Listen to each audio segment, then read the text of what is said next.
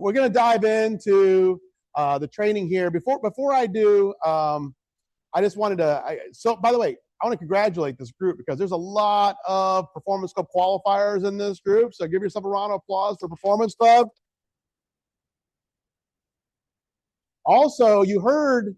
If you watch, I know a lot of you probably didn't watch the communication show yet today because you were on your way here. Some of you did though, and we talked about 300 months. So that is 300. So the Performance Club program started exactly 25 years ago this month. So 25 years ago. So we're now in our 300th month Performance Club. So for the very first time ever, we had the 300 month club, which is exciting. And we have two people that were here for 300 month club. Steve Hoisington, 300 month club, and Mike Bishop, 300 month club. Right, so that's a big deal because one, you had to have been here 25 years ago. That's one thing, right? And two, you have to be PC qualified for 300 months in a row. That's a big deal. So, but you know how you start? With 1 month. 1 month. I was talking to someone last night. I said, you know how you get 300 months? You start this month, and then you do it one more month. You do it one more month. By the way, once you get in Performance Club for like 6 months in a row, it becomes a habit. And then once it becomes a habit, then it just becomes what you do. And I was sharing this with someone last night, but with our son being in the business full time, I have a lot of coaching sessions at home now because. Which by the way, he would listen to all of you way more than he would listen to Dad, So Dad says get in PC, like, okay, but I went to Super Saturday, so I got to be in PC. I'm like, yes, I've been saying, but anyway, so, but he, there was a time when he made a comment. He said he was about halfway through the month, and he said there's like a 50% chance I'm going to hit Performance Club this month. He was a little discouraged. He's like, some things hadn't come through. He's like, I give myself like a 50% chance. I said, if you're saying that, you're giving yourself a 0% chance because you're already saying you're not going to hit it. You've already justified in your mind that you're not going to hit it. I said, what you need to say is there's 100%, there's no chance I'm not going to Performance Club qualify this month. I'm not quite sure how I'm going to do it, but there's a 0% chance I'm not going to do it. When you change that mindset, then you start thinking about how you're going to do it. You don't start thinking about, oh, well, if I don't hit it this month. As soon as you start thinking that in your mind, but I may not hit it, you're not going to hit it. It's like when people use the word try, right? I'm going to try to do this. Are you coming to Super Saturday? I'm going to try. You're not coming. Well, we already know when someone says the word try, you just say you're not doing it, right? Because it'd be easier because the try is just you kind of, in a way, lying to yourself a little bit that you might, but you're not. When you say try, you do. I think it was the great philosopher Miyagi from Karate Kid who said, "There is no do, there's no try, there's only do." Right. So was that Yoda too? Yoda and Miyagi, the two greatest philosophers of all time. Almost everything I've learned in personal development came from Karate Kid. I just want to let you know that. So, But the bottom line is that when you see people going across the stage who have Performance Club qualified for 100 months, 50 months, 40 months, 30 months, 125 months, 200 months, they just made a decision a long time ago that it was going to be non-negotiable to not be in Performance Club. That was going to be the minimum standard that they said. And so I want to encourage you, that's not part of my training, but I want to encourage you in Performance Club to just set that standard for yourself. And once you've done it like 6 months in a row, it becomes a habit. And then once it becomes a habit, it's just something you do every month, right? It's not even something that you're trying to do. It's just something that you do as part of it. It becomes your minimum standard in your legal show business. So if that's one takeaway, I would make that your minimum standard in your business. That no matter how the month is going, there's good months, there's bad months, there's months you're crushing it, there's months that the business seems like it's crushing you. Doesn't matter. As long as you're always Performance Club qualified, you're always reaching your minimum standard every month, and you're keeping that consistency. All right. So Melissa, by the way, for those of you that are new and you see Melissa's corporate job title here, I want to make sure you know that, like myself, Melissa's been an associate with the company for nearly 30 years, and she is one of the top producers in the history of the company with something like 14,000 personal membership sales. So you're learning the practice of pitch. It has her corporate title, vice president, but that's her corporate title. On the field side, she's done what she's teaching you to do, right? So she's not just talking about it in theory. She's doing exactly. She's going to teach you what she did to go out and market 14,000 memberships. So, and Melissa, if you haven't been to one of Melissa's trainings, Melissa has a very teacherly approach to things. Like she explains things extremely well, where you kind of get it as she's going through. She's really teaching. But I will give you a warning. She really likes you to pay attention, like a teacher. All right, so pay attention. She might look at you. So I'm just giving you that warning. All right. So, all right. So I want to talk today about two topics as we get started. Our theme for 2026, as you can see in that pull up back there, is mission driven, fuel your passion. Okay, so I want to talk about that. Matter of fact, thank you for modeling the shirt today. I appreciate you. You know, a couple of shirts. Thank you. You knew my training was on this. You came with the wear. I appreciate that. All right, so let's talk about mission driven. When we talk about mission, I want you to think for a second about your mission. A lot of times when we think about mission, we talk about the Legal Shield mission. And that's a great mission. We all know the mission. We know why Harlan Stonecipher started the company. We know what his mission was. We know why the company started. We know what the company's mission is, but that's not what I'm talking about. Every one of you have your own mission statement. Now, some people call it a why. Some people call it, why you're in the business. But why are you here? We know why Legal Shield exists. The question then becomes, why do you exist within Legal Shield? Why are you here? What is your personal mission? And if somebody asks you what your mission is, could you tell them what your mission is? Now, it becomes more personal that way. Because if you don't know why you're here, if you don't know what your mission is in the business, it's easy to get off track. It's easy to quit. It's easy when you don't know, if you're not dug in to the mission. So when I got started, my mission was way different than it is today. I kind of jokingly said, hey, I wanted to be able to pay my rent on time. That was my mission. But that wasn't a joke. Like, that was my mission. Like, we were struggling in the retail store. We lived in a little one-bedroom apartment. Our rent was $310 per month. I still remember. No, we lived in, a little suburb of Toledo, Ohio. Our car payment was $214 a month to the GMAC. I remember GMAC. Anybody? All right. So my car payment, my rent was like $530 a month. Right. That seems like ages ago. Can't even pay your insurance for $530 a month anymore. Right. But that was my rent and our car payment. And we were always behind on those things. I was always, you're always looking for the date where, like, what's the last date I can pay this bill where they don't charge me a late fee?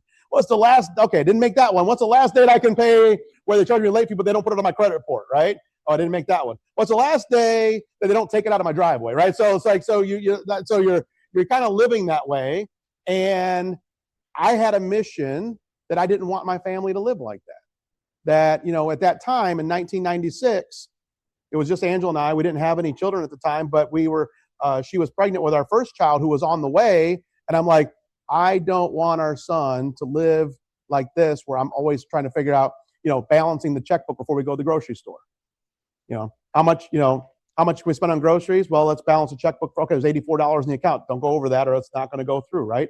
So my mission was to change the direction of that's why I got started. That's honestly. Now, as things progressed, as we made more money, as all of a sudden the pressure wasn't on like it was, then our mission became different, right? Our mission became, how can I help other people, also have the same success that we were able to have in the business? So then it became less about me and more about, how can I help other people? The more I put my eyes on other people to help them, the bigger our business kept growing. But I would be lying to you to say that was like, I got into this business for like this altruistic, I'm just going to here to help everyone. I want the world to be a better place. I got in it for my mission, which was, I need my family to be able to do better than it is right now. And that leads to the second one. What is your passion? We talk about fuel your passion. I don't expect Legal Shield to be everyone's passion.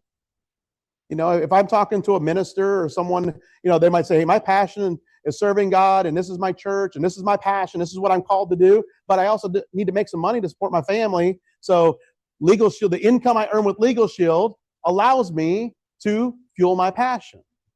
Your passion might be a nonprofit organization.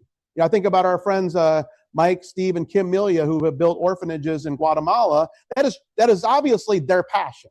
When you talk to Kim Melia, she lights up when she talks about the orphanage in Guatemala. I mean, she lights up like she doesn't light up with anything else.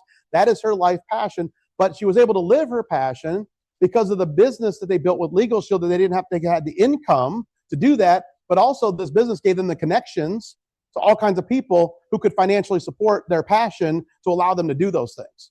So when you think about your passion, understand that Legal Shield may be your passion and it may not. And that's okay.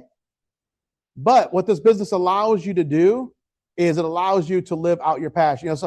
Mel Roberson. Mel Roberson, if you know Mel, Millionaire Club member, six-figure ring earner, senior RVP of Midwest. What does Mel love to do? Act. He's an actor, right? So he's been in Empire. He's doing a big series on, I think it's Hulu right now. He's been in some other Chicago PD, I think, and some others. So he loves to act.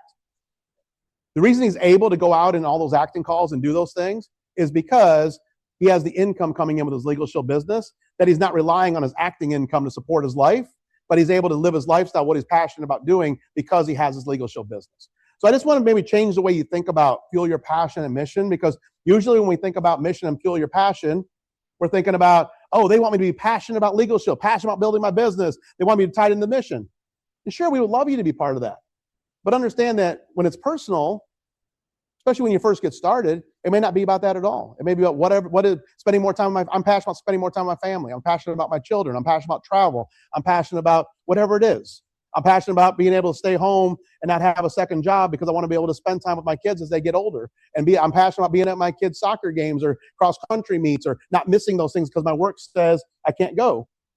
Whatever it is that is fueling you, that's the fuel that drives you every morning in this business. If you need, I think that inspiration is great, but you shouldn't need motivation. Inspiration is taking from other people's stories and saying, you know what, they inspire me because if they can do it, I can do it. Their stories like my story. And if I see them having success, they look like me, they got the same education background as me, I relate to their story. So if they've had success, then I'm inspired to know I can have success. That's inspiration. Motivation is fleeting. I'm like, come on, Mike, you can do it. You can do it. Mike's like, I can do it. Right? And then I leave and go back to Florida. Mike's sitting in his office tomorrow going, okay, I can do it, but I don't know what I'm supposed to do, but I can do it.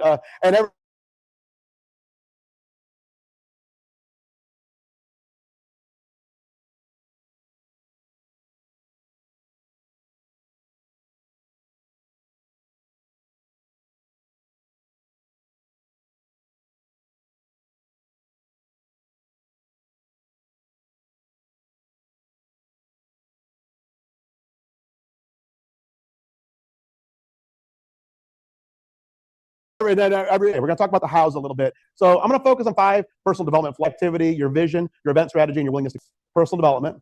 What are you willing? Your vision, your event strategy, what's your plan, and then your system and your ability to commit to a system. Now, you always know when someone's reading, personal developing, because they regurgitate a lot of the things they read in their books. Like last year, I came and I was part of the Lit Tour, Legends and Training Tour. And you heard me talk a lot about John Maxwell philosophies because I was rereading a lot of John Maxwell things. And I was telling stories about when I spent some time with John Maxwell. And so I heard, when my son got really going in the business, I was putting him on a lot of Jim Rohn. And, for those of you that have ever listened or read Jim Rohn, he talks a lot about philosophies. And so what was interesting is that as I was listening to Jim Rohn and going through all of these things, because a lot of these things are timeless. And I was saying, hey, you should listen to this. I would go back and listen to it myself because I want to be able to have a conversation with my son about what he had just listened to or read. And I wanted to refresh my mind about what he was listening to so we could have a conversation. So I went back and re-listened to a lot of that stuff. So you're going to hear me today sound a lot like Jim Rohn because that's the one thing I was listening to all year. So what does Jim Rohn talk a lot about? Philosophies. And so you're going to hear me talk a little bit about some philosophies today. People ask me all the time, what are we looking for in an associate? What makes a good associate? There are 3 characteristics that make a good associate. Are you coachable? Are you hungry? Are you willing to work? Those are the 3 characteristics. Now, what's interesting in my role in corporate America is there's all of these high-paid marketing professionals, they call them consultants, who want to come and have an appointment with me, and they always want to say the same thing, Kevin. They want to say, so if you tell us the demographic and the ideal associate, what you're looking for, we can show you how to target more of those people so you can have more of those people join your business and have success. So what's the ideal associate look like? And I said, here's the problem. You're a marketing consultant. And in marketing, what happens is you're looking for a certain demographic. Like, would we agree that the demographic for Mountain Dew is different than the demographic for Ensure? Right? Is that like we would agree? Like fair point. Like, you don't see Ensure commercials during the X Games, right? Like, you don't like, it's that drink for older people to give them all the vitamins that they want, they need, in case you didn't know. Okay. So some of you are like, oh yeah, that's delicious. I have that every morning. So, all right. But it's two different markets, right? Like, you're not watching the Hallmark Channel and they're showing you Mountain Dew commercials. It's two different demographics. So in marketing, they're always looking for the ideal demographic to fit this product with the demographic so they can sell more of their product. But in Legal Shield, here's what's difficult, is that you can be 18 or 80, you can be black or white, you can be rich or poor, you can have a GED or a PhD, you can be college educated or not, you could be from the Northwest or the Southeast. Are you coachable? Are you hungry? Are you willing to work? I can't tell that until I start working with you. And that's why you can't prejudge people. And that's what makes it difficult. So people say, I got this real estate professional. They are so good in sales. They would be awesome at Legal Shield. I'm like, maybe. Are they coachable? Are they hungry? Are they willing to work? Because that real estate professional might be super successful and they're like, I'm not as hungry as I used to be. I'm not willing to do all the things I did once, right? Or they might be saying, I have my own system. Thank you very much. I don't need to listen to your system. I'm going to do it my way. And they're not coachable. And but yet you might talk to the server at Chili's, and that server at Chili's is just looking for an opportunity. And all of a sudden they're like, hey, show me how to do this. I'm coachable. I'm hungry. I'm willing to work. Just show me the system, and I'm going to go out and do the system. And that's why, as you're out talking to people, it's important that you're not walking by certain people to talk to other people who might be better fit, because we don't know these three things until we start working with them, right? Now, and by the way, I've had a ton of people tell me what they were going to do.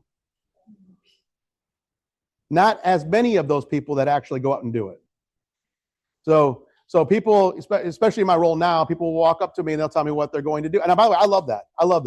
Because I want people to speak their goals. I want people to speak what they're going to do. But I usually will say right after that, do that, what you just said, and then come up to me at the Las Vegas regional and tell me you did it. And I'll be the first one to high five you.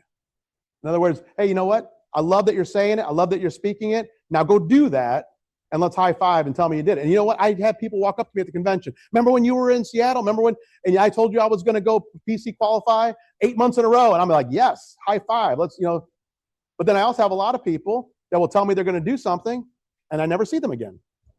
All right? And that's just like, by the way, I'm a pretty straight talker on some of these things. I figured we flew in here so I could give you the truth of how this business works. So if I say anything today that makes you feel uncomfortable or in any way offends you, I want to let you know I'm not talking to you. I'm talking to the person next to you. Okay? So you can just look at them and say, I think he's talking to you. Like all right. So I know that none of you would say you're going to do something and not follow through, but the person next to you might. So you got to encourage the person next to you. All right. So, all right. So personal philosophy number one is, what is your plan for personal growth? Thoughts are things. What you think, I talked about this in Performance Club earlier. When you start saying thoughts in your head, hey, there's a 50-50 chance that this is going to happen, you're sabotaging your success. Because thoughts, what you say to yourself, that's why you have to protect your thoughts. Your biggest enemy in this business are your own thoughts. What is your mind saying to you in the hours that no one's around? Is it saying you can? Is it saying you can't? The late, great Wilburn Smith, who was president for many years, used to say there's two types of people in this world. One that says they can, one that says they can't. He says, guess what? They're both right. And so you have to protect what goes in your mind. This is why it's important to protect the people around you, who you will let around you. All right? So I'll give you an example. So my boys are both runners. So they're getting ready to run the Houston Marathon in January. One of them's already run a marathon. They ran in high school. The other one's done half marathons. They both done half Ironmans. So they always think that the way to keep dad in shape traveling all over the country is to sign me up for races. And this way I have a reason. So I went out and, by the way, I did my 4-mile run this morning before I came here, right? So they signed me up. Well, I signed myself up, but they just badger me till I do it. So I signed up for the half marathon in Houston, which will be my third half marathon. And in case you haven't noticed, I don't have a runner's body, so it's not something that comes supernaturally to me, right? So I have to get out there and I have to work at it and so forth. But with all the traveling I do, it does keep at least the scale hopefully on the right side most of the time. Okay, but I live on this little island, and on this little island, there are a lot of people that are older than me. It makes us feel very young. All right, so and because they're retired, and so on the morning when I go out for my run on Little Island, everyone knows each other. I mean, we're just a little tiny island with like 8 streets, so we all see that. So we go by you go by the same people every morning, walking their dogs. It's like clockwork. The same people walk at the exact same time every morning. I pass the same people every morning, give the little wave. There's one guy on the island, very well intentioned. He's probably around 80 years old, extremely well intentioned. He's always out biking. He's always out. But when I go by him, every time I jog by him, he has the same remark. Walking is better. Walking is better. Your knees, walking is better. Okay. Every morning. And every morning I say the same thing to him. I go, I'm signed up for a half marathon. I got to get in shape for that. He's like, walking is better, right? So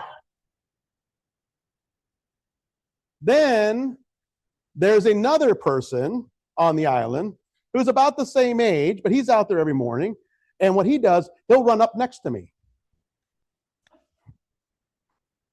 12:10. Good job. Keep going. Okay.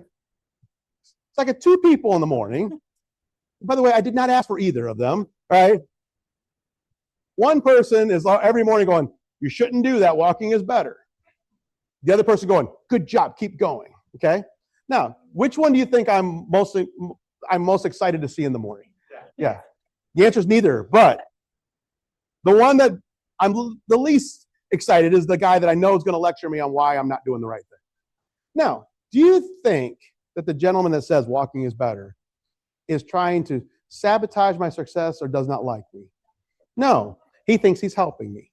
And you know what? He might be. He said the advice is probably good advice.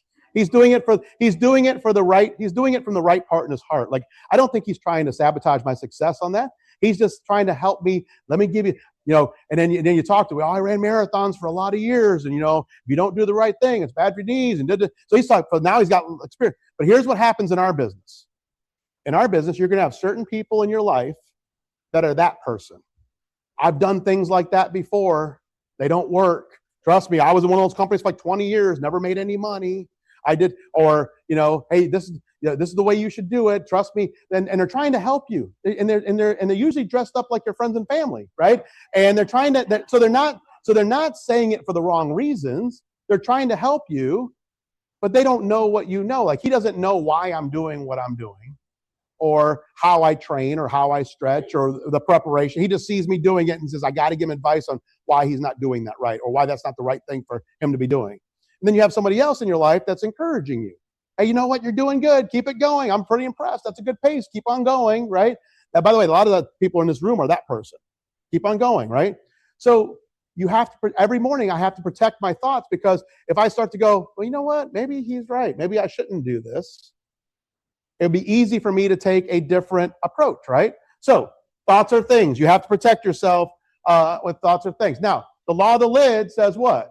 Everyone has a leadership lid, right? So your income and success can't rise above it. It's this lid that lives right above your head that prevents you from going up to that next level, right? So you want to make sure that you are focused on the leadership, your training, what you're putting in your brain, because if you're feeding the right things in, those are the things that your brain is thinking about, right? Anyone ever watch a movie before and you fell asleep on the couch and you dreamt about the movie, right?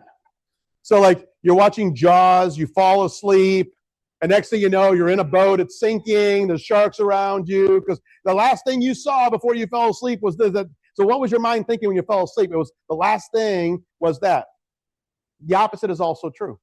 If you're feeding your mind good things, if you're feeding your mind positive things, growing things, and you go to sleep, your mind while you're sleeping is also thinking about how it's going to accomplish the goals you've set for itself, because that's what you're feeding it. So that's why you have to protect what goes into your head. Oops, and I just turned off the whole thing. Okay, there we go. All right, so the only way to change your income is to change yourself. This right here, right, it's called the compound effect, slight edge. There's different ways that you can think about it, right? But there's a whole lot of things that are easy to do and a whole lot of things that are easy not to do, right? So one leads to a life of success, one leads to a life of failure. Here's the thing. In the act of doing any of these things, they don't make a difference at all. So you run into one person, they eat a Big Mac every day for 30 days. That's probably not going to be good for their health, but they do it. And then someone else is eating healthy for 30 days. At the end of 30 days, you might see a slight difference. Probably not, though. Probably not. Now, in 5 years, would you notice a difference if that kept up? If one person ate a Big Mac every day for 5 years and someone else was eating the right stuff for 5 years, would you see a big difference then? But here's the problem, is that in the act of doing it, you don't see a difference. So if Kevin's eating right today at lunch and I'm eating something that's wrong today at lunch, when we walk out of there, there's no difference. And so it feels like, wow, I could have done what Kevin did, or Kevin could have done what I did. It wouldn't have made any difference at all. Because it's the little slight decisions that you make every day that compounded over time are what make the difference. Coming to a Super Saturday, not coming to a Super Saturday. Doing your exposures, not doing your exposures. Reading the books, not reading the books. Getting the right mentors, not getting the right mentors. All these little things that are these little 1% things. People say, what led to your success? It wasn't some big aha moment. It wasn't some one big associate I recruited that just took off. It was a combination of years of those little 1% decisions compounded over time and doing them consistently that led to success, whereas the opposite is also true, right? So, personal philosophy number 2, your plan for daily activity. Let's talk about your daily activity. So, there's this thing called the laws of the universe, right? So, what is the law of the universe? Gravity. Gravity is the law of the universe. So, if you don't believe gravity is a law, if you lay on the floor and I hold a 10-pound dumbbell over your head and let go, with a 100% certainty, you know something bad's about to happen, right? Because of gravity. You're not thinking, well, maybe gravity won't take this time. Maybe gravity won't take it down, right? Like you know it's happening. So there's these laws. There's these laws of the universe, and I want to help you guys take a quiz real quick. So now I don't think it gets like this in the Northwest. Sometime, maybe up in the mountains. Okay, it's more of an Idaho thing. Is that okay? So, but you have winter, right? And after winter comes what? Spring. Actually, that does look like it. Okay, so winter and spring, right? So that's the way it always is, right? Like, does it ever go winter, fall? Like it always goes winter, spring, right? Like that's what keeps you going. When it's 44 degrees, cloudy and raining in February, you're like, spring is coming, right? It always happens. By the way, what happens? You have daytime. What comes after day? 100% of the time, right? 100% of the time. Night. It never goes day, right? And don't say, well, there's someone on Zoom going, in Alaska it does. All right. So, but for the rest of us, it doesn't. All right. Okay. After planting comes what? Harvest. So, if you're having a harvest problem, which is results. The harvest is the results. If you're having a harvest problem, 100% of the time, it's because of planting. If someone is not getting the results they want, it can always be tracked back to how many times are you planting. Are you doing exposures every day? And here's the problem. When you plant, does it immediately come sprouting up? So, a farmer does not go out there and plant their crop and then sit there and go, come on, you can do it, right? Like we do with our prospects on the last day of the month. You ready to sign up yet? Come on. I need 30 more PC points. You can do it. Today's the day, right? Like, that's not how this works. The more times you plant, the more crops you're going to get. And what happens is sometimes people will start reaping some of the rewards. They'll start harvesting. And because they're harvesting, things feel good. My business is moving. I'm recruiting. I'm enrolling members. And you have this false sense of, I'm having a really good July. But you're not having a good July. What you had was a really good April when you planted those seeds. You had a really good May when you planted those seeds, and then you harvested in July when they were ready to say yes. And so in July, when you're harvesting, what happens a lot of times is when the pressure is off because you're PC qualified, you're senior director, you're executive director, things are going well because of what you harvested 3 months ago, you stop planting new seeds because you're enjoying your harvest. And then all of a sudden you get to October, and you're like, why am I having such a hard October? It's because in July, while you were busy harvesting, you stopped planting seeds. And so 3 months from now, you don't have anything to harvest. And that's why you have to have consistency in both. You have to be able to harvest and plant every month. Harvest and plant, harvest and plant, harvest and plant. Every month, you have to be able to harvest and plant. Because if you fall out of that rhythm, so it's not like I'm having a bad October. No, you had a bad July when you stopped planting new seeds. And that's why it's important that you are always focused on both areas. So you have your daily exposures. By the way, we see corporate data at the home office, and one of the things that we measure is prospect shares. We know that the number of shares we get a month in prospect is a direct correlation, right, to membership sales. Prospect shares go up, membership sales go up. Prospect shares go up, recruiting goes up. It's not, well, hopefully, no, for any of you did any of you get an A in statistics in college? Okay. You can raise it higher, Kevin. It's okay. All right. So you're more like the rest of us. Okay, Kevin, so Kevin will understand this. All right. So for those of you that love statistics, there's this, thing, the ARC, whatever they call it, the analytical people always tell me it's real. All right. So, but it means that these two things are definitely tied together. When one moves, the other one moves, right? It's not maybe, they're tied. Now, but here's the thing. Are they tied the same month? No. When you have an increase in if we see a 10% increase in prospect shares this month in August, the increase in memberships come in 2 months. When we see an increased shares in prospect shares and associate shares, the increase in recruiting comes in 3 months. So it's not tied to the month that the prospect shares go up. It's tied to 2 to 3 months from there, right? So the same thing happens in your business. You go out, you make shares, you're talking to people, you're following up, and month one, sometimes you're feeling discouraged because they're not saying yes. You're not getting the results. But you weren't supposed to get the results this month. Matter of fact, when someone says yes right away, count that as a blessing. That's just a bonus, right? They saw it, they said yes, and they signed up. The majority of people take follow-ups to say yes. And that's normal. By the way, that's normal. Some people might take 6 months, right? Anyone heard of Marty and Israel Wynn, right? Right? They made about $700,000 last year in the business. How many years did Darnell Self follow up with Marty Wynn to get him in the business? 19 years. Now, I'm not saying you have to follow up with someone for 19 years, but Darnell did, and it worked out pretty well for him, okay? So some people will take 19 years, some people will take 19 hours, some people will take 19 minutes, some people will take 19 days, some people will take 19 months, but that's why you got to continue to follow up. Now, 2 exposures every day. Very simple. There's something I want to show you. It's going to take about 15 minutes, and you may or may not be interested. Show, 15 minutes, you may or may not be interested. So what does show mean? You got to see it. You got to see it. Now, that could be virtual, that could be in person, but you got to see it. Anyone in here ever had someone say, just tell me what Legal Shield's all about? Right? It's hard to tell someone what Legal Shield's about. You have to show them, hey, I need to be able to show you a couple things while I'm talking. So when can I show this to you, right? 15 minutes, not a long time. I can do a nice membership presentation in 15 minutes. You may or may not be interested. That takes the pressure off. So that way, if Kevin says to me, well, Don, I don't think I'd be interested in that. That's okay, Kevin. Like I said, you may or may not be interested, but hey, at least if you know what I do, you might run across some other folks that we could help. If you understand how our services work, you could refer those people to me. Fair enough? Okay, so now you may or may not be interested. It takes the pressure off of that conversation. So the key to activity is this: be consistent. 2 exposures every day.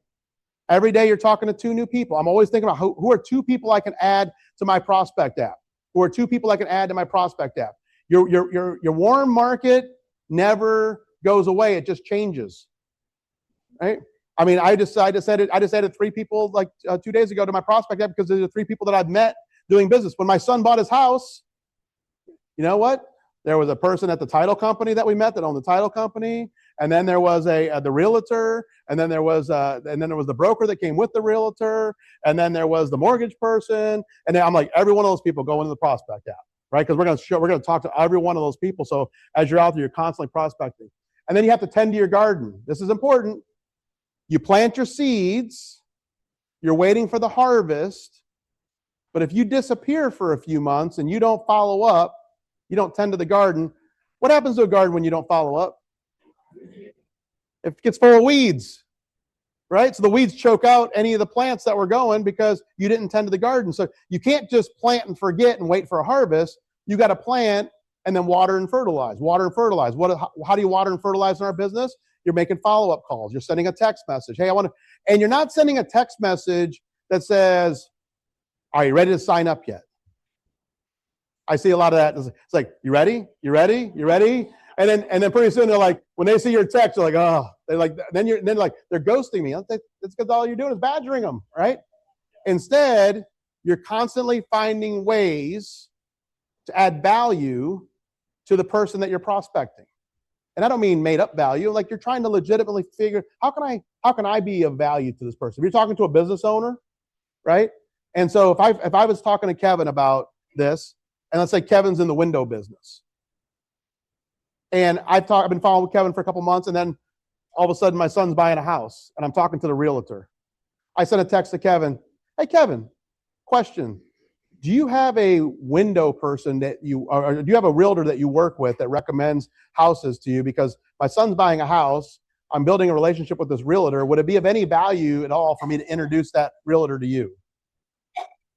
And he goes, absolutely. Yeah, that would be great. I'd love to have that. And you know what Kevin usually follows that up with? Something along the lines of, no, hey, I'm still thinking about that Legal Shield thing too, and I need to watch that video. Oh, by the way, Kevin, I was thinking about you. Here's a testimonial video that talks about us. So I'm having a conversation, figuring out ways to have that conversation without saying, are you ready to sign up yet? Are you ready to sign up yet? And figure, how do I continuously bring value to people around me? Understand that some of the seeds are going to fall on the rocks. You know, Jim Rohn has a very common saying that he says, I wouldn't sign up for that class. Why do people lie to you? I wouldn't sign up for that class. Why do people tell you they're going to do something and they don't? I wouldn't sign up for that class. Right? How many in here consider yourself to be a pretty trustworthy person that keeps their word? Okay. It's okay. Even if you don't, just raise your hand. All right. So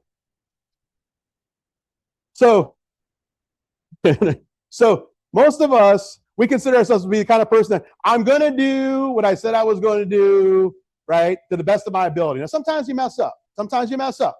But we're going to try. So when people tell us they're going to do something and don't do it, it irritates us.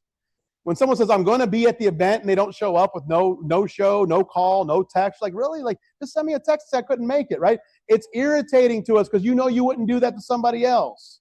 And then it starts to grate at your mind about, you start losing faith in humanity. Like, do none of these people actually, do what they say they're going to do? But here's the thing: when that starts to happen, you can't sign up for that class, because while you're spending time thinking about that person that didn't keep their word, you're walking by someone who would be a great prospect in the business, who's exactly who you've been looking for. And the hardest part about this business is going from failure to failure to failure without losing enthusiasm. Because if I have 3 people tell me no, or don't keep their word, or say they're going to show up and they don't, and so forth, And then I meet Kevin, and by the time I get to Kevin, I'm like, well, you're probably not going to be interested, but let me share this video. So I have to be as enthusiastic talking to Kevin, the fourth person, as the first one, because Kevin might be the one we're looking for, right? And so understand that some of those seeds are going to fall. So when that happens, just be like, fell on the rocks. That person wasn't the right person. You are not going to say the right thing to the wrong person. So you might want to write that one down. You are not going to say the right thing to the wrong person. Here's the other. You're not going to say the wrong thing to the right person. You're going to run into the right person. They're going to, I see it. They're not going to see it because you said it. They're going to see it because they saw the video. They see it, right? Now, track your results, know your ratios, and follow up. We talk about fortunes of the follow-up. By the way, have a follow-up plan. Where I see a lack of success, I also see a lot of times a lack of organization. Is that you said you were going to follow up with someone. Oh yeah, that's right. I was supposed to follow up with that person last week. I forgot. Like, have a plan, have organization. Know when your follow-ups are supposed to happen. Be organized in your follow-ups and be consistent. This is the big one. Consistency. Consistency. The hardest part is, like when you're doing your 2 a day, a lot of times you get on track. This happens with, I track all my eating on a little thing called my MyFitnessPal, and you put all your calories in there. And some days I have like a really good day. I'm like, great, I'm doing great. Second day I have a really good day. I'm doing great. Third day I'm doing really great. Fourth day I'm like, okay, I went over to someone's house. They had chocolate cake. I did not do great, right? And then you make this mistake, and only you will know if you do this. I might not be the only one.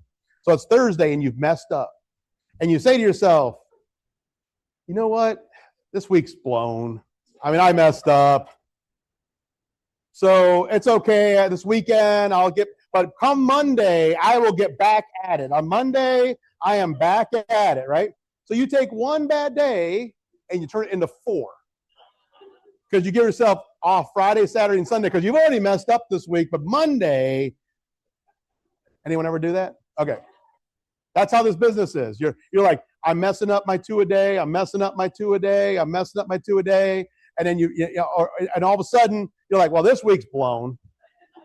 But man, Monday I am going to be on that 2 a day. I'm going to document it. I'm going to do it. And why would you do that, right? It's just the way we think about things. So what happens when you mess up on Thursday? You're doing 2 a day. You're doing 2 a day. You're doing 2 a day. Thursday you mess up. What do you do on Friday? 2. You don't do 4. You don't try to make up for Thursday. You don't say, oh, I'm way behind this week. I got to do 6 exposures. Because now it's almost become unrealistic. Now it becomes this big. You know what you do on Friday? You do 2. When I'm on MyFitnessPal and I'm traveling and I have a bad day, I mess up. You know what I try to do the next day? Just stay within the zone the next day. Don't try to make up for yesterday. Just get back on track. And that's all you're doing. You're just constantly staying on track in your business, but that's consistency.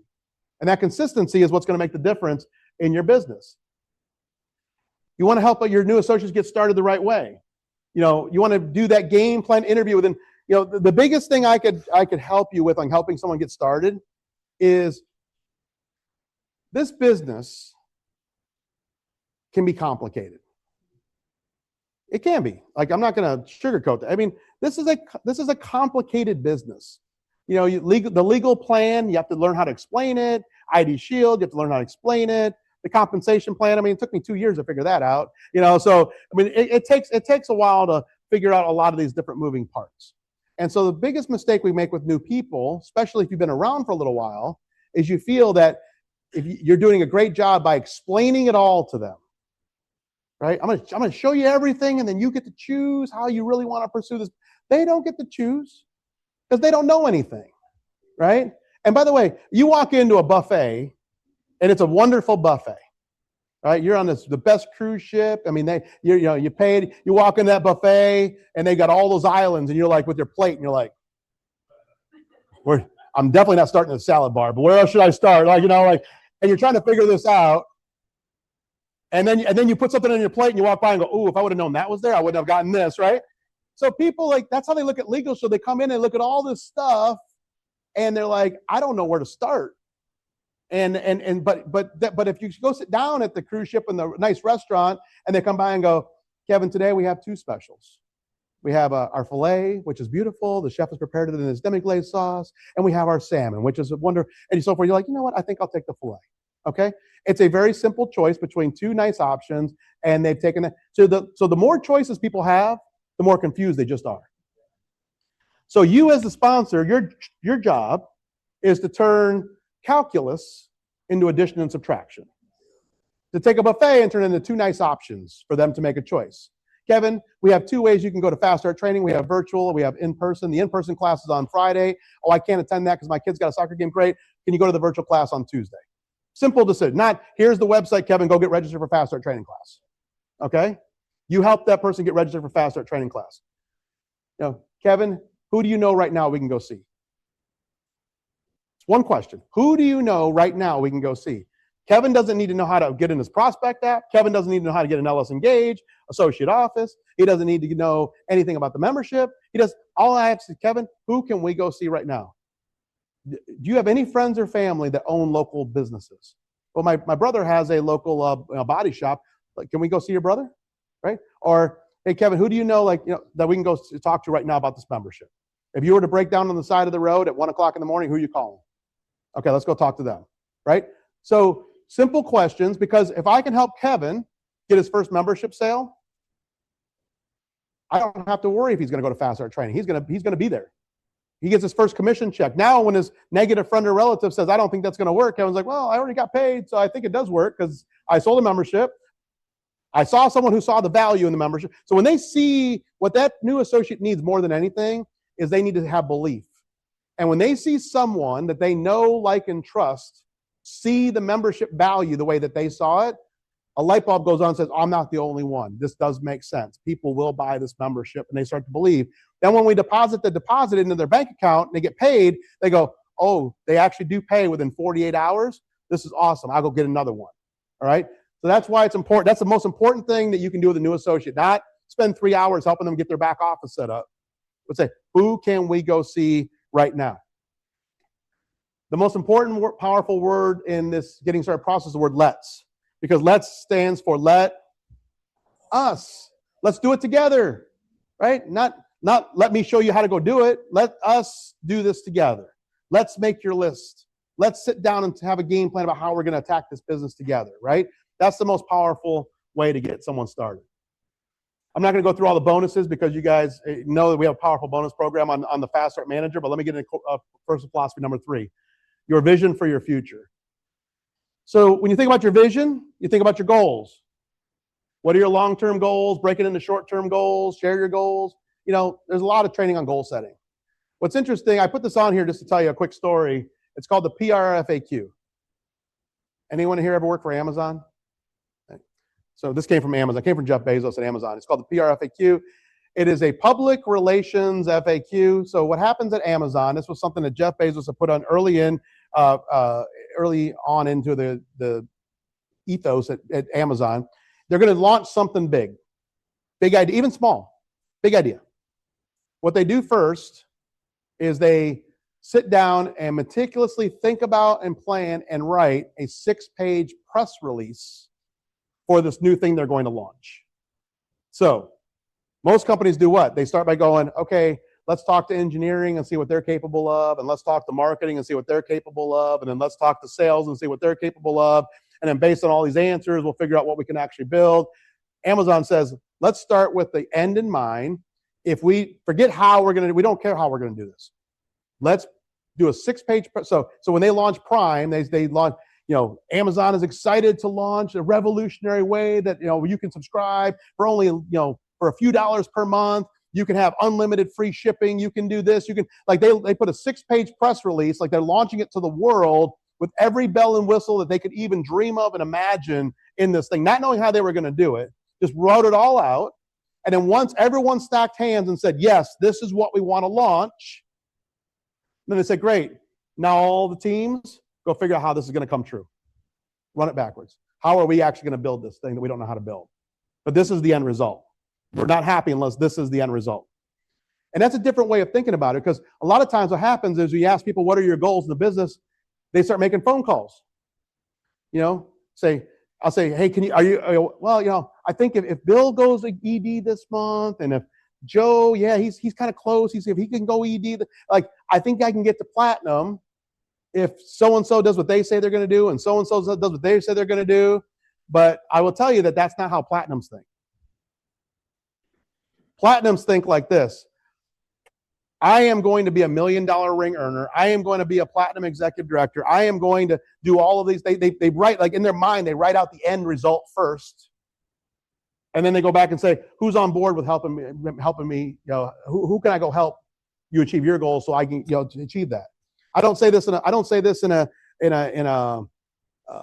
arrogant way, or I don't want you to take this the wrong way. If you're on my team, please don't quit. But if everyone on my team quit the business, I know I could get back to the level that I'm at because who I've become in the process. I know how to get to that level of success because we've done it. It's hard before I got to that level, I didn't know how to do it. But once you get to that level, so there's a difference between, I've trained on this before, there's a thermometer leader and a thermostat leader. A thermometer, what does a thermometer do? It takes the temperature, right? It is, 71 degrees in this room, right? That's what it is. It just takes the temperature. Now, this is a thermostat. What does a thermostat do? Sets the temperature, right? So if I want it colder in here, I can lower it down. If I want warmer, I can bring it up. It sets the temperature. You want to be a thermostat leader. Thermometer leaders are the ones that say, well, depending on what everybody else, they just take the temperature of their team. They take the temperature of what's happening. Depending on, this is where I'm at right now. They're just taking the temperature. They're just reporting back to the current state of affairs. A thermostat leader says, we're here right now, but I'm setting the temperature here. This is where we're going. That's a thermostat leader saying, I'm good. I'm in control. So you are in control. If you don't believe that you are in 100% control of your success, you have given away all the power to someone else on whether or not you can be successful. That's what makes this business so beautiful, is that when someone says to me, well, the reason I can't have success is because the law firms aren't doing a good job. I say, well, then how are those people that are in your state that have the exact same law firms as you, who are millionaire club members and ring earners, able to achieve that level of success with the exact same law firm that you have? I'm not saying that, our law firms always need to get better, but that's not the reason you're going to have success or not success. I can't have success because my team is that. No, because people are people, and everyone has the same challenges on their team that you have. So how do people with the same challenges you have on your team able to have that? So as soon as you say it's something outside, it's another third party, something that's keeping you from your success, you've given away all the power of your success. As soon as you say, my success is 100% in my control, you've taken back 100% power over your success, because now you get to dictate whether or not you're successful. And that's powerful. I love the fact that I get to dictate that level of success in my business. And if I make a mistake, then I'm the one that has to own it. I'm the one that has to look in the mirror and say, hey, you messed that one up. You got to do better next time. And by the way, you're going to make lots of mistakes. I make tons of mistakes every day. By the way, the number one leadership tool I can give you is when you make a mistake, own it fast. Be real, own it. Don't dwell on it. Move on and improve. If I make a mistake, I'll tell you, listen, I messed that up. Someone says, Don, you ran that incentive. It was a debacle. Yes, you're right. That was my idea. We'll never do that again, Mike. Sorry. All right. So, but Mike, let me tell you what I was thinking when I did it. Didn't work out that way, but this is why we did it, right? But you know what? 100%. We lived and learned on that one. We're going to improve and get better. People, first of all, appreciate the fact that you take responsibility. You're like, well, this is so, but also it's freeing to take responsibility and then say, but I'm going to get better. I'm going to get better. All we can do is continuously get better. So, set your goals, break it down. This is what success looks like, by the way. It's not a straight line. Do you know I've talked to people on the same day, the same person on the same day, who have told me that they're going platinum and they quit on the same day? I'm like, what do you mean you quit? 4 hours ago you were going platinum. What happened to that person, right? Because people live in this moment of whatever is happening at the moment is, driving their emotion. So when things are going well, they're like, oh my gosh. By the way, human nature. When things are going well, it's usually in your mind because of something you're doing that's creating that. Oh man, I went platinum this month. I've crushed it this month. I set a goal. I hit it. Look at, going across stage, right? You're like, Next month you go bronze. My team, like they were not committed. You know, like so. The last month you went platinum was you. This month you fell back to bronze. It was your team. Okay, got it. Right. So, but that happens. That's human nature, right? So, people when things are going really well, they're on top of the world. And then when things are not going well, it seems like nothing can go right. And my advice to you is try to live somewhere in the middle. When things are going really well, they're probably not going as well as you think they are. And when things are going really poorly, they're probably not going as poorly as you think they are, right? And, my advice to my own son was always like, just try not to live in the heat of the, because what happens is, like, this actually happened. This was so funny. He calls, I'm out of town. So I get like these texts in consecutive order because I'm in a meeting, so I can't read them like all in a row. He's like, I talked to Joe. He's definitely coming to the meeting. He's so excited. I got 2 guests coming. So I'm excited. This is going to be a great meeting. So he's like, said to me, okay. An hour later. Well, that was a debacle. They both can't come. Here's why. So disaster, hashtag. It was like, an hour later, oh, wait, nope, Joe just said he canceled his meeting. He's definitely coming to the Super Saturday. Game on, with 2 thumbs up, heart emojis, And I got these all at the same time because I was in a meeting, so I had like 4 hours of catching up to do, and I'm just like getting, life is great, life sucks, life is great, life sucks. That's this right here, right? And it made me laugh because I'm like, I have a slide for that, right? So... But that's what success looks like. That's what so you have to just kind of take it in stride, right? I recruited someone, they didn't show up. Oh, they didn't show up because their child was sick, and it was a good reason. But they're definitely showing up next time. You're feeling up better, right? Oh, they didn't fast or qualify. Oh, but they sold their first membership, but then it canceled. So you just go through this. That's okay. That's how you build a business. That's how you build a business. All right. You got to understand the mindset here. Now, this is not exact. Don't take in the 1, 2, 3, 4, 5 years. It's more of a mindset of understanding that at the beginning, you're going to spend more time doing activities than you get paid for, but you have to go through that in order to later on get paid more than what you actually spend time for. You can't have this without going through this. So be prepared for that. When you're living this, go, I love it. I'm living this. I'm living those first 2 right now. It's getting a little bit better. It's getting a little bit better. I feel like I'm now spending the appropriate amount of time for how much I'm getting compensated. That's the only way you're ever going to get to where you get compensated way more than what you're spending time. You have to be able to go through those philosophies. Personal philosophy number 4, your event strategy. We have lots of different types of events. We have Super Saturdays. We have weekly events, Zooms. I'm not going to go through every type of event, but I just want to talk about events in general. I am still a big proponent of live events. Don't get me wrong. I do a lot of Zoom events too, and Zoom events are very successful. And there's a time and place for both. As Kevin mentioned, he does some live, he does some Zoom. It makes sense. Like you don't want to go drive 2 hours to do a sit down with someone and then drive 2 hours home. That's half your day if you're not even sure if the person's interested. I'll do a virtual event with that person first, share with them a video, and make sure, when you first talk to someone, they're not a prospect, they're a suspect. Okay? I want to sit down with prospects, right? So how do I turn Kevin from a suspect to a prospect? I go, Kevin, I want to share this video with you. It's only 4 minutes long. Kevin looks and goes, hey, that sounds interesting. I definitely would like to talk to you more about it. Now I'll go sit down with Kevin because he's seen something that takes him to go, I'm interested in talking to you about this. Then now it's worth my time to sit with Kevin face-to-face, one-on-one, okay? If Kevin goes, Don, I'm not interested in that at all, then why I didn't spend an hour getting in my car, driving, meeting him, all that stuff, 2.5 hours of my day, only to have him tell me that in person, right? So I like to make sure they've seen a little something first so that I can, so I want to make sure that, so the virtual events are very important. But also nothing will replace in this business, from a team builder standpoint, the relationship aspect of meeting with people face to face. What we're doing here today, I'm glad the people on Zoom are on Zoom because I know that you can't get to Alaska to here. I get it. This is the best answer for the folks that can't be here in person. But if you have the capability of being here and you're not here in person, you are missing out on the relationship building that goes on at the meeting after the meeting. And that's the glue that actually makes this business work. That's what keeps it together. I'm going to prove it to you. So COVID hit in 2020, and recruiting, like a lot of companies, spiked. 2020, 2021, big recruiting years. Why? Nobody could leave the house. Everybody was just talking to everyone. Everything was virtual.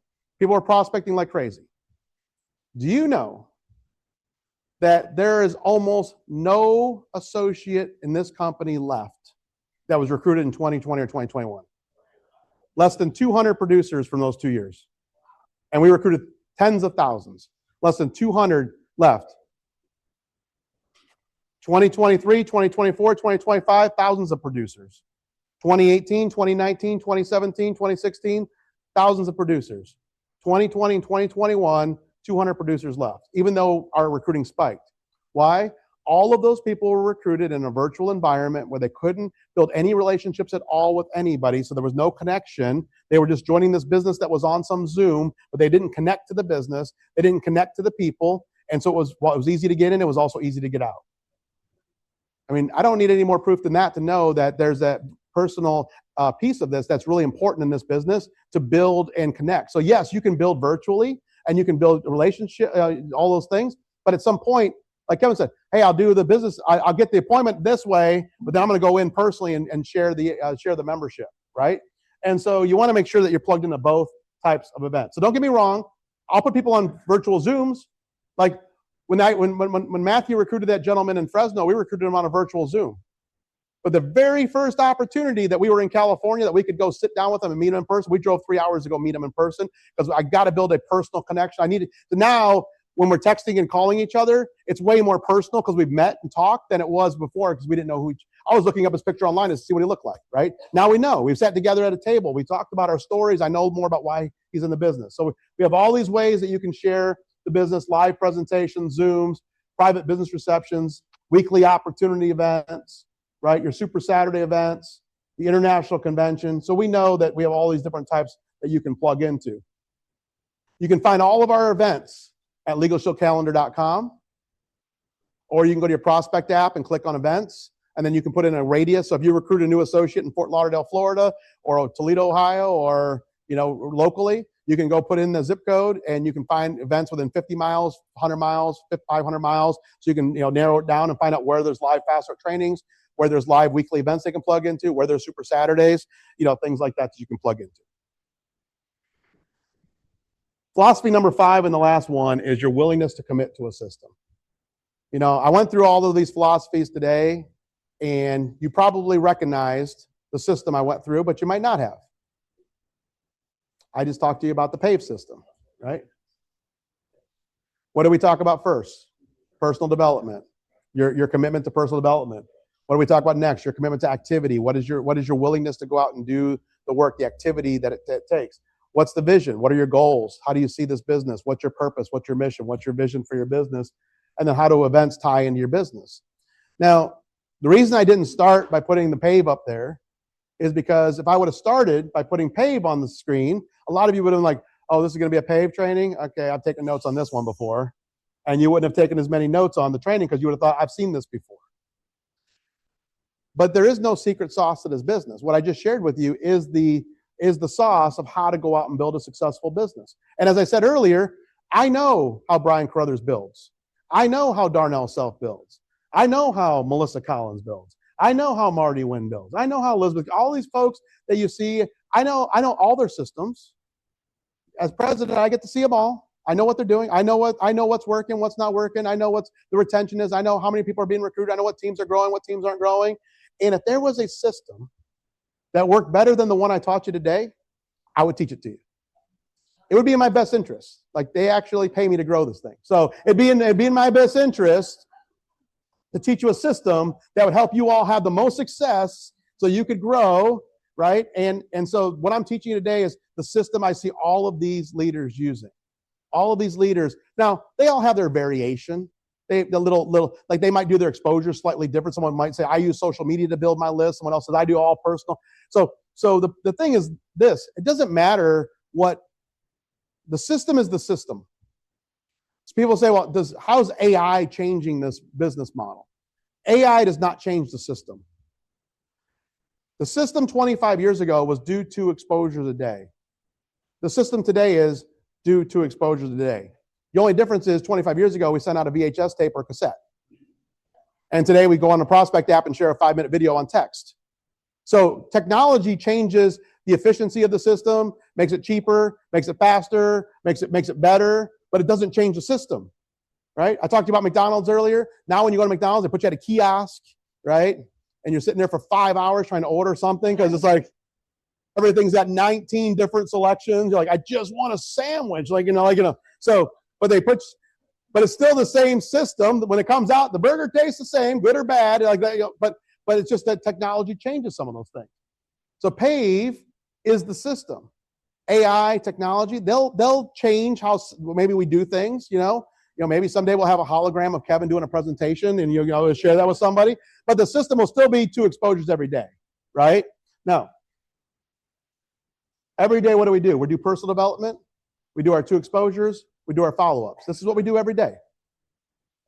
Every week, we're going to our opportunity event. We're bringing guests. We're doing some sit-down presentations. We're helping our new associates get started. Every month, we're doing a Super Saturday. We're resetting our goals for the new month. August 1st, great day to reset your goals for August, right? Doesn't matter. July's over. You had a great July? Awesome. It's over.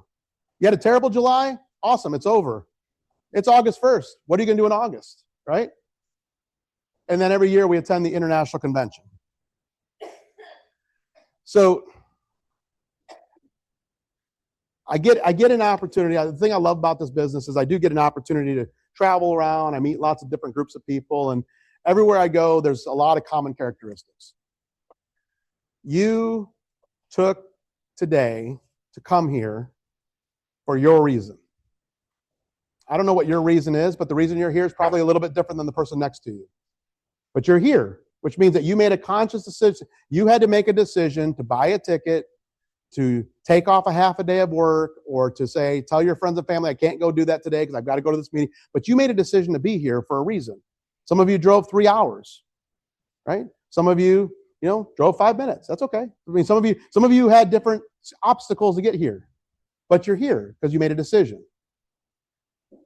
So when you leave here, what I need you to do is get crystal clear in your own mind about what it is, why are you here? What's your vision for your business? What it is that you're trying to fuel your passion. But then get clear on the system. Stop trying to get cute with the system or reinvent the system. If you're not having, if I'm going to tell you what's going to happen at the meeting after the meeting, you're going to come up to me. Not you, but the person next to you is going to come up to me. And you're going to say to me, hey, so if you had one piece of advice to give me to build and grow, what would that be? And I'm going to be like, were you there the entire hour? I have no more advice to give you other than what I just shared with you, okay? Here's the piece of advice I would give you. I would say, take everything you learned today and then do it. Stop thinking about doing it. Stop coming up with reasons why you can't do it, and do it. And then I would say this to you. I challenge you to actually go do this for 90 days. Not most of it, what I just showed you, the system, for 90 days. And then come up to me in Las Vegas, or come up to me at the convention, or send me an email if you're not going to either of those, because you were so depressed because you didn't have any success for the last 90 days, you didn't go to anything. You say, I did everything you told me to do, and I didn't have success. That's my challenge. Because if you come up to me and say, I'm not having success, what do I do? And I say, are you doing these things? Well, I'm doing most of them. No. Are you doing these things? Because I have said that for years to people. Do this, and then tell me in 90 days that it didn't work. And I've yet to have one person walk up to me and say, it didn't work. Now, maybe they didn't want to come up to me, but you know what usually happens is 2 things. Either you actually did it and it worked, or you didn't do all the things, and so you don't want to tell me because you know you didn't do all the things. So I can't control what you do, but I know this is a system that works if you'll go out and build it, because this is a system that I built my business with. I know it's a system that Steve Poison built his business with. I know it's a system that Mike Bishop and Brenda Grogan and a lot of the leaders. This is the system that we've used. I know that this is how Darnell builds his business. I know that this is how Brian Crothers builds his business. This is the system that we all use to have success. And so go out and get committed to it and stop thinking about other things that you could possibly do and say, this is what I'm going to do for the next 90 days. And I promise you, you'll see success start happening in your business at a higher rate than what you're having, maybe right now. So thank you guys. Appreciate it. Awesome. Turn it back over to Steve.